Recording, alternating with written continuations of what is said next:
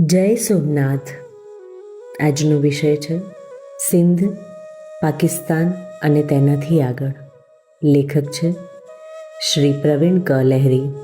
ભારતની આઝાદી સાથે દેશનું વિભાજન થયું અને અનેક લોકોએ પાકિસ્તાનમાંથી હિજરત કરી ભારતમાં આવવું પડ્યું.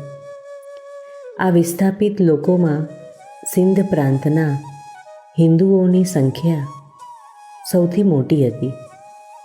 માતૃભૂમિમાંથી મૂળ સાથે ઉખડી ગયેલા સિંધી લોકો માટે પોતાની ઓળખ, આશાની માવજત અને સંસ્કૃતિના સંરક્ષણના પ્રશ્નો તો હતા, પરંતુ શૂન્યમાંથી સર્જન કરી જીવન જીવવાનો ખૂબ મોટો પડકાર પણ હતો.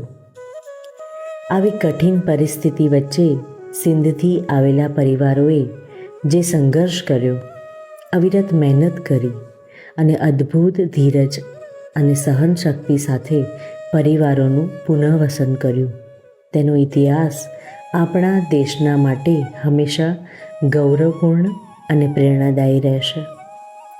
દેશના વિભાજનના ઊંડા ઘાવો કદી ભરાશે નહીં, પરંતુ સિંધી ભાષી હિન્દુઓએ જે સિંધીઓના શિખર સર કર્યા છે તેની કથાઓ હંમેશ માટે સૌનો આત્મવિશ્વાસ વધારવામાં ઉપયોગી થશે.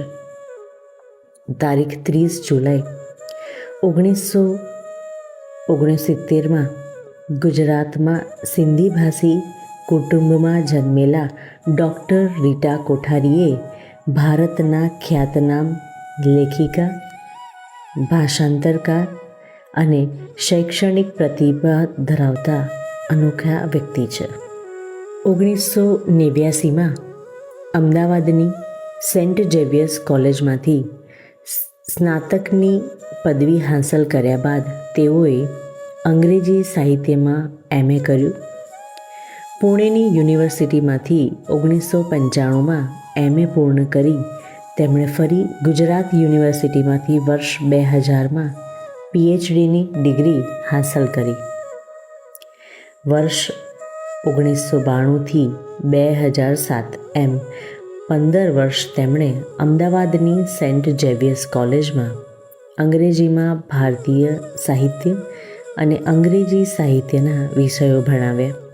ત્યારબાદ તેઓએ institute of strategic marketing and communication, કે જે માઇકાના ટૂંકાક્ષરોથી ઓળખાય છે, તેમાં સંસ્કૃતિ અને સંવાદ વિભાગમાં પ્રોફેસર તરીકે કામગીરી કરી. હાલ તેઓ સોનીપત, હરિયાણાની અશોક યુનિવર્સિટીમાં અંગ્રેજીના પ્રાધ્યાપકની ફરજ, ડાયરેક્ટર ઓફ માસ્ટર્સ પ્રોગ્રામનું સંચાલન કરે છે. ડૉક્ટર રીટા કોઠારીએ ભાષા, રાજકારણ, દેશનું વિભાજન, સિંધ અને ગુજરાતની સામાજિક પરંપરાઓ અને હિન્દી સિનેમા સહિત અનેક વિષયો પર નોંધપાત્ર પુસ્તકો આપણને આપ્યા છે.